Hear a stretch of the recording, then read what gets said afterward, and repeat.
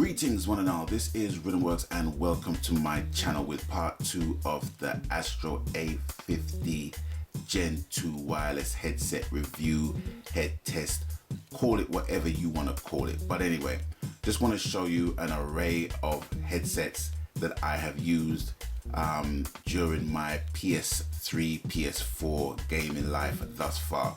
On the left you can see the first iteration of the Sony 7.1 headset.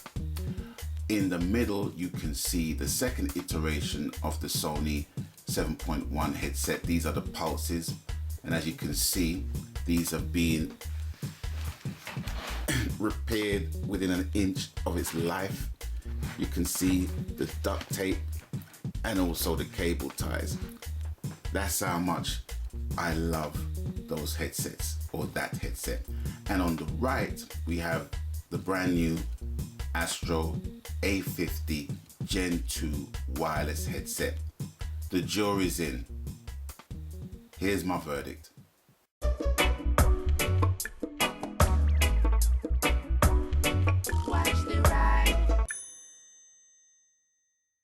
Okay, now I did promise you that I was going to run the backstory in relation to my purchase. So this is what I'm going to do. I'm going to run the story so you can understand the full experience of what I basically had in relation to the purchase of the A50s. Now, I remember saying on one of my videos that I was going to purchase the A50s by the end of the month. I was trying to hold true to that promise, but upon looking at the website, they had a sale on and it was reduced from 250 to 225 pounds. So I decided to take advantage of that. Now, unbeknown to me, well, I should have known this anyway, because the company are based in California, so I had to pay postage and packaging. But the funny thing was that when I actually made the purchase and paid the post and packaging, came to 231 pounds. But when I actually paid through PayPal and discovered where the order was being dispatched to, it was Switzerland. It wasn't the United Kingdom. So that kind of puzzled me. But anyway, by the by. So, okay, at this point in the video, I feel the need to give you a backstory on the actual purchasing experience of the Astro A50s, because I do think it's important if you're considering buying any highly regarded piece of kit for your gaming needs, that you need to know what the whole experience is. My experience might be a solitary experience, it might be a group experience, it might be a common experience that people might have had, but I need to give my side of what happened within the purchasing experience. Okay, now going into the website astrogaming.co.uk, looking at the difference between the A50s and the A40s, and I was approached by a member of the team, an assistant that can basically chat me through the process of what is what, the specs and everything else. Now, what I found pretty strange was that they were more or less telling me what I already knew because of the blurb that I actually read on the website. But the question they kept asking was that if I was prepared to buy one right now. And as soon as I mentioned, well, I'm thinking about it, I've been watching a lot of videos and stuff like that, and I'm thinking about it. I'm thinking about actually either buying the A40s or the A50s, not necessarily buying an Astro or another brand. And when I mentioned that, it was kind of like cut short, you know, the conversation was cut short. So that was an alarm bell that rang for me anyway. But, you know, having said that, you know, maybe the demand is such that they just don't have the time. So I just left it at that. But anyway, fast forwarding now to my actual purchasing of the product. Now, I did remember saying that I was going to buy the headset in August after getting the money together. But having looked at the website, I noticed that there was a reduction, there was a sale going on, and it was reduced from 250 to 225. And I thought, okay, I'll jump into that. Now, supermarkets and hypermarket stores have a way of basically, you know, giving you a false sense of security or a false sense of a bargain, that they're bringing down something from the recommended retail price to a sale price, which is more or less the recommended retail price anyway. But I already knew from the get-go that Astros were an expensive brand of headsets. So I went into it with my eyes open. So I already knew what I was getting myself in for or into financially. But anyway, I thought, okay, 225, it's not a bad deal. But then when I actually purchased it, it involved postage and packaging, which was like another £6, which brought it to like 231, which I thought, okay, cool, fine. You know what I mean? So that was that. I received an email a couple of days later telling me, I received an email a couple of minutes later telling me that the order was confirmed. So that was cool. They gave me an order number and another number and a tracking link for DHL. Now, I don't know about you, but my experience with DHL couriers leaves a lot to be desired. Them and the now defunct CityLink. Because most of the drivers, or half of the drivers, are sent from agencies. And they don't give a shit about their work. They just want to get paid. Do you know what I mean? So my reservations were already in place where that was concerned. But anyway, I went onto the tracking link. They showed the site and what I had to do in order to track the package. I put in both numbers. They said it didn't apply. But then I read in the small print that once the package is actually in the vans ready for delivery, then the information will be put up. So waited and waited and waited and waited. Nothing. Until one day I was having a conversation with my mate. This was like, when was it? This was Monday. Monday just gone. I was having a conversation with my mate on the phone. Then all of a sudden I just heard beep, beep, beep, beep, beep, beep, beep, beep, beep, beep, beep, beep, beep on my door. And I'm thinking it's the police, right? So I'm looking out my window, don't see anybody. And I thought, okay, you know, I'll answer the door. Press the door entry button, nothing. Soon as I looked out the window, there was a DHL van, a yellow van, going like 40 miles an hour like freaking Pac-Man down the freaking street. So I'm thinking, I wonder if that was the guy that was trying to deliver my package. So I had to say goodbye to my mate and make inquiries. When I made inquiries to the website basically asked me for the order number and the shipping number. I gave them the order number and I thought the track packaging number was the number that was there. But she said, no, it's too short, it's a 10-digit number.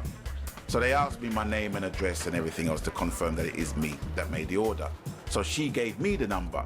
So when she gave me the number, she basically said, oh, we had an attempted delivery and it was carded. There was a card left to say that they attempted delivery. What a load of bollocks. Because I had gone downstairs to look for a card, which there weren't any. So straight away, I'm just getting paranoid now because I've just spent 230 quid on a product that somebody who's getting paid to do their job does not give a shit about at this point.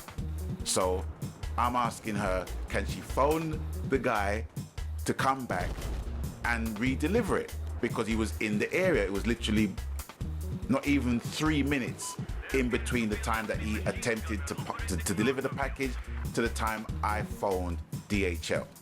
So he couldn't have been in freaking Timbuktu, know what I'm saying? But anyway, I was already knowing the response I was gonna get back. So she came back and basically said, no, he's not in the area, and no, he won't be able to make it this afternoon, blah, blah, blah, blah, you're gonna have to wait till tomorrow. So straight away, my head's fast forwarding into tomorrow, knowing that one, he's not gonna deliver it in the morning, he's gonna deliver it in the afternoon. So said, so done. I had to wait till like 4 o'clock yesterday to get the package. So That was the palaver I went through in simply receiving my order. That alone. Now, let's get into the head test, the review, whatever you want to call it, but my take on the Astro A50 wireless headset. Now, one thing that people must understand when they're buying a headset, it doesn't matter how many videos you watch on YouTube. It doesn't matter how much blurb, how much bells and whistles and special effects all these manufacturers have to put in their videos promoting their headsets. The bottom line is everyone hearing is different. Everyone hears different things in different ways. Now, there are a lot of people that like curry, but some like korma, some like vindaloo. Do you know what I'm saying? But it's within the same group of foods as curry. You know what I'm saying? So people's got different tastes. And with headsets, people's got different types of hearing. So I need to say that before we go any further. Right. Now, the first thing with the A50 wireless headsets, the build. I have to say the build is solid. It's a solid build. They feel, you know, they're slightly heavy, you know what I mean? But the build basically explains that. They have chrome piping at either side, linking the headband to the air cups, and they house the wire that is inside. Solid, without a doubt. Comfort. They are a bit small on my head, but maybe I have to more or less bed them in, because I felt the same way about the Sony Pulses, because they kind of fit that way on my head. But after a while, they get more comfortable to wear. The sound, which is the most important thing, as well as the comfort issue, I have to say, I'm not really that impressed, to be honest. Maybe it's because of the fact that I have been so spoilt with the Sony Pulses and using the Pulse app, which was available on the PS3 and is now available on the PS4, which enables you to use so many different types of presets to accompany certain games. Now, even though I play Destiny and Battlefield, right, the Last of Us preset on the app is amazing. You know, you can literally just hear the metal in the bullets whiz past your freaking head. You know what I mean? Is that sharp. And in comparison to the Astros, which I compared both my headsets to, the first iteration of the Sony wireless 7.1s, I plugged into my PS4. They sound still good, but the only thing is that there's an intermittent shortage in it. So I think it's something to do with the firmware as to why it doesn't perform as well. On the PS3, the problem doesn't exist. So I definitely think it's something to do with the firmware. I've compared those to the A50s, and the A50s has a more defined sound to them,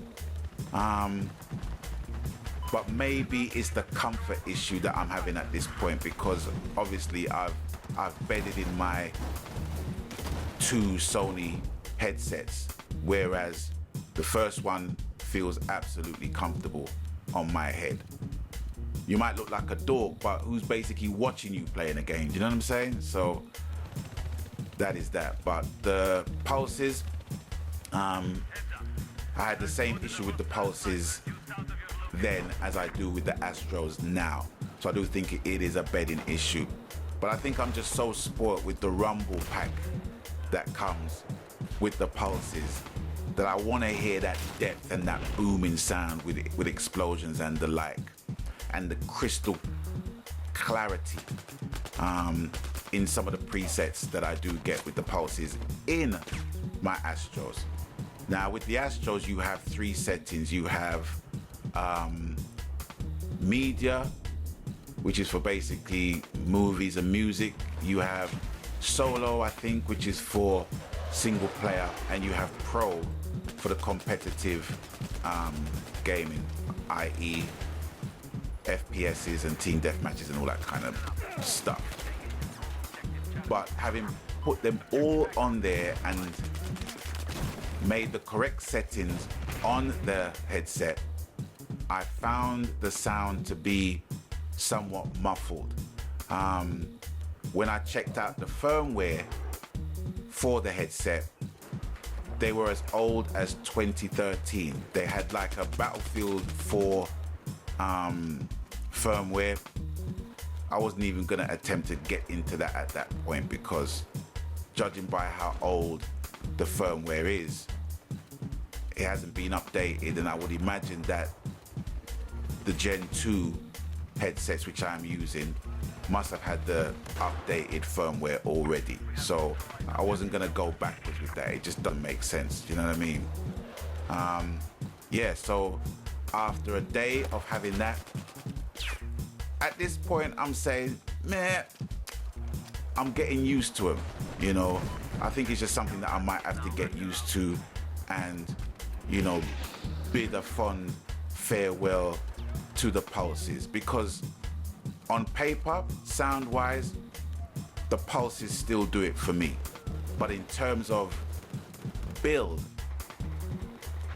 I'm gonna have the same issues. There is no doubt about it. I'm gonna have the same issues with the cups snapping. So that's all I can really tell you in relation to my experience with ordering and receiving the Astro A50s. Don't get me wrong, you know, they are a good pair of headsets, or it is a good headset, you know, it is a good headset. But for what my ears are used to, because I make music for a living, so my head is constantly wrapped in freaking headphones all the time. The comfort issue is definitely an issue for me, because my head is big, you know. I can't help if my brain, the muscle that it is, expands to the point where it just expands my skull at the same time. You know what I mean? But yeah, I'm not really thinking of trading it in or getting a refund at this point. I mean, I did look around to see what the process would be, but hearing so much about the freaking customer service and knowing what I have to do is almost like, I already know at this point the customer service is not going to be great, because they just want to shift units at the end of the day. And my final thing is that I really don't think these headsets are worth their money. £175 tops they are worth. They are not worth 250 quid. No fucking way. They're not worth 250 quid. They're not even worth 200. I'd say they're worth around 175, 180, 185 maximum. And that's including postage and packaging. Because in comparison to the Sony Pulses, in my opinion, from my headspace, within my ears, there's more clarity there. Even when I put on the Dolby on the A50s, even when I basically set out the settings on my PS4 to accommodate them, they just sound muffled to me. But like I said from the beginning, everyone's hearing is different. You know, whether the hype is justified, at this point, I don't think it's justified, but I don't think it's a bad headset. So it's with that, you guys can make up your mind if you're in any confusion as to what headsets to get. I'd say follow your mind and not necessarily follow the hype. Follow your mind. Know what your ears are used to hearing, what your ears want to hear. If your head and ears wants to get that rumbling, booming effect where explosions occur and all that shit, fine. You know what I mean? You know. And another thing as well, why can't they make a headset that just encapsulates everything what a gamer wants? On one headset, the sound is good, the mic is shit. Another headset, the mic is good, the sound is shit. Etc, etc, etc. So I think it's just a way for people just to be flipping, bouncing from one mate to another mate to another mate so that everyone is happy. That's my conspiracy theory and I'm sticking to it. But anyway, that is it for me for now. I hope you enjoyed the video. I hope your mind has been made up in some way in relation to the Astros, and anyone who has the Astros that has been letting me know how good they are, many thanks, you know what I mean? And I'm sure they work for you.